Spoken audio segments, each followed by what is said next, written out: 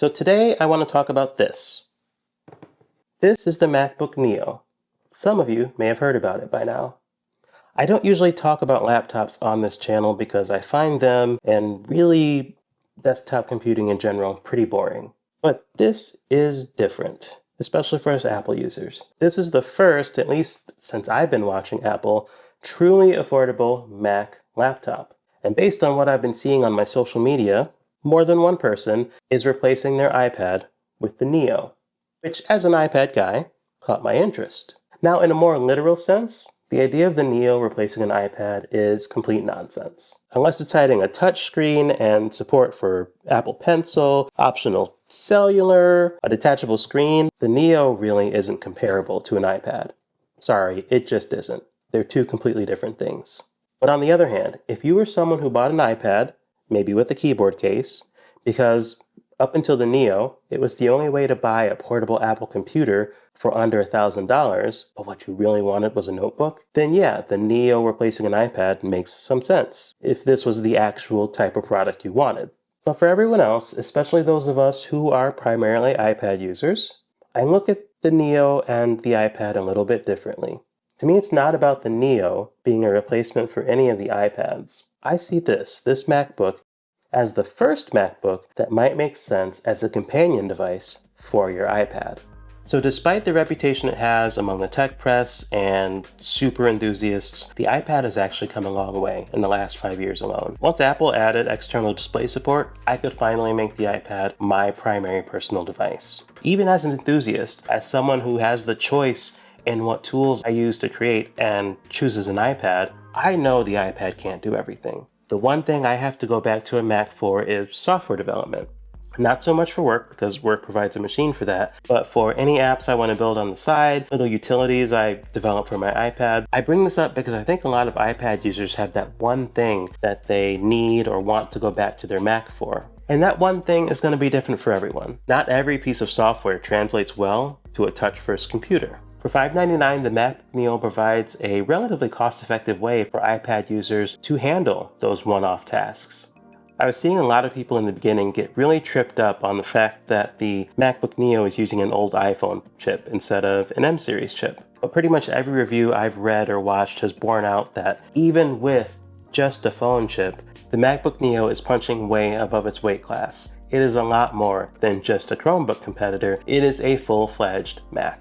You have to remember, Apple designs each chip generation as a family of chips, and they're designing them to scale from something like a small phone chassis to something larger like the Mac Studio that's beefier and has a lot of room for active cooling. The CPU cores they're designing, the performance cores and efficiency cores, are shared across all these devices, so even though the Neo is only running a phone chip, it was never going to be slow. Because think about it, when was the last time you really had performance problems with your iPhone? The chips that Apple has been putting in their phones have been way overkill for the things most people do on their phones.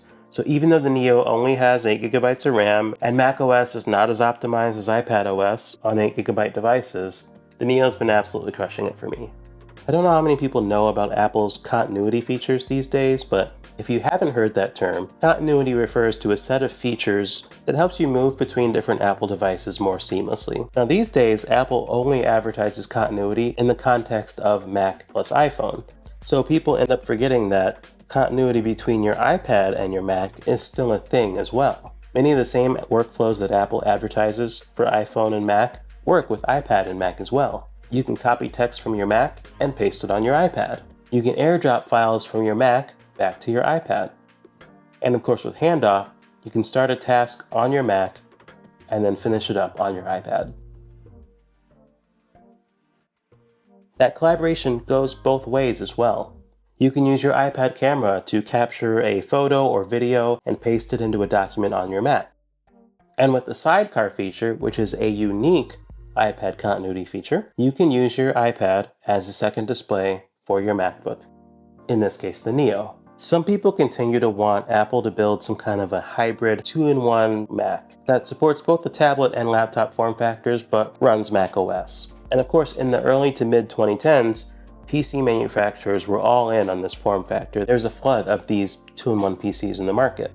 As I check Best Buy's site, yes, you can still find some of these devices. They're still, of course, being made, but not like they were back then. I think the average PC buyer has decided that they don't really want a two-in-one. What they really want is just a laptop. There are different tasks that tablets and laptops are better suited for than the other, and melding those two things together seems like you end up with the worst of both worlds, at least in the PC space. A lot of those two-in-ones had like huge bezels. They were really heavy from a tablet perspective. When you fold the keyboard around, you've got that keyboard there just making the experience really awkward to hold. They weren't great experiences. In the Apple ecosystem, at least today, I'd argue it still makes more sense to let the laptop and the tablet be good at the things that they're good at. The iPad remains a great computer for the things people do every day, like web browsing, email, studying, gaming. If you have an Apple Pencil, there's no better note-taking experience. And of course, if you have an iPad Air or iPad Pro, you can plug it into the monitor, keyboard and mouse you already have, and you have a productive desktop setup. The MacBook Neo is great for those few tasks that you can't do or aren't well suited to be done on an iPad. Again, like software development, but other things like maybe you need to use a Chrome-based browser. Can't do that on an iPad yet.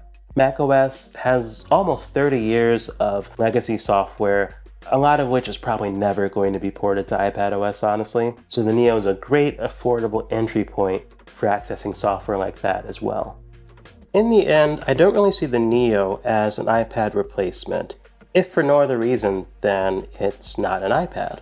As always, make the choice that makes the most sense to you and your finances and your situation and what you want to do, but to me, there's much more value in supplementing your iPad experience with something like the Neo than either of these devices replacing the other.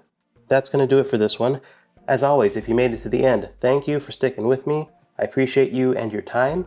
If you could like the video, subscribe to the channel. That would help me and the channel out a bunch. Make sure you're hitting up slatepad.org for written versions of videos, blog posts, iPad news, things of that nature. It's all going to be there. And with that, I will catch you in the next video. Thank you, and take care.